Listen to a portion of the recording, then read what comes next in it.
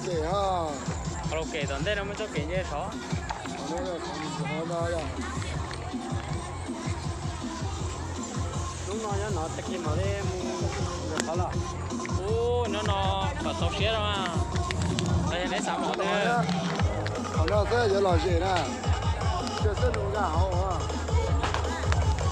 ô nó chỉ tao nó để chứ nó không có lo nữa học xía thì có tay gì nó không có cái gì mà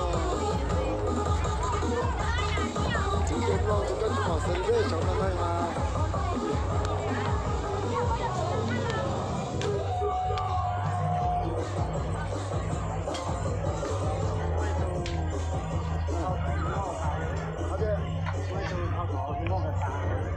那个把这弄到啊，这我们带点事情啊。我保一周再来，可能老师可能老火。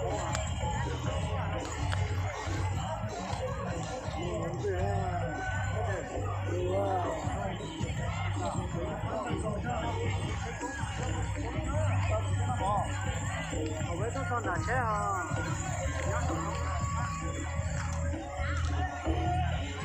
那就不带晒那个。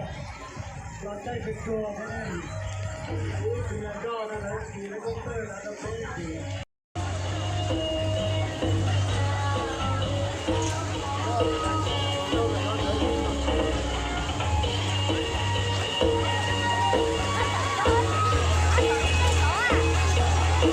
是很大的那个钟，我大漂亮，这想考验懒惰，那小狼哥真无能。là phải là cái giờ tôi vừa chơi rồi nhưng mà nó chỉ phải là chơi về vừa phải tự biết sử dụng này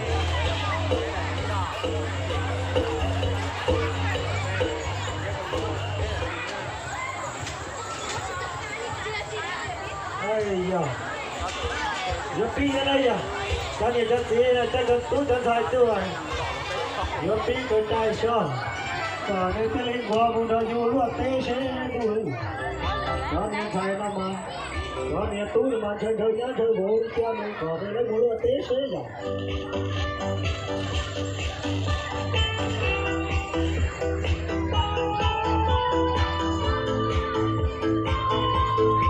thay đổi ta có nhỏ hả tiêu không cái đồng cái này cho bạn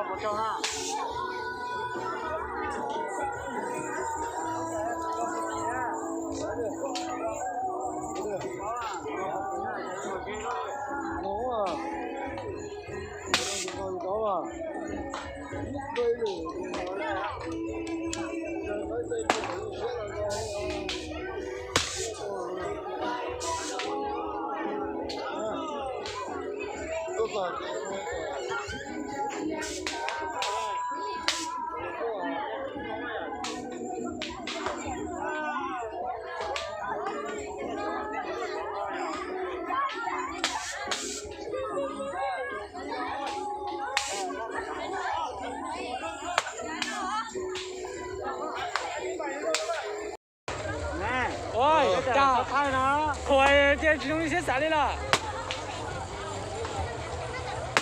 接受哎，这类去找呀。这个还给自己。你当然还再去找的呀，更高多少啊？那用高去抢啊呀，去带着抢了啊。用到哪个？没，带着抢啊。到领导抢啊。做了啊。大别吃工啊。超二。大做工啊。做这工啊。下工啊。下了做啊。够做工再去找诶，我工啊。坐下子，切咗先。好晒。切得好了啊，到了吧？这切好的。哦，有。哇，找到了。这mà rong cầu đâu ấy à? Cầu nha. Giải như thế xong mình có ít trâu. Giải như sao thế?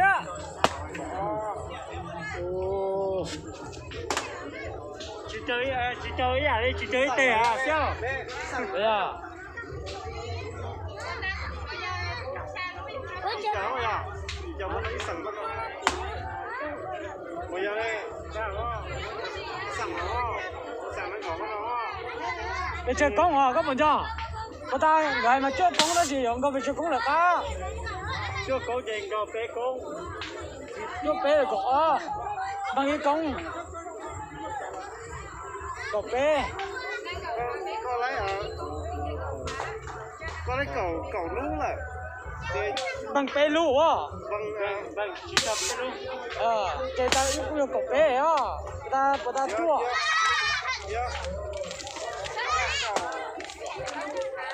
Nghe lấy bên chân lú à, cho bên chân lú à. Thì tao tao chuẩn mẹ ai tao cái số nó chơi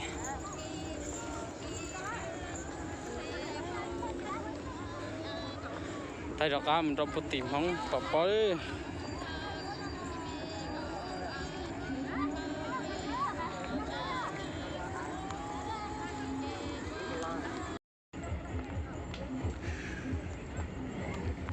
sát cơ kìa.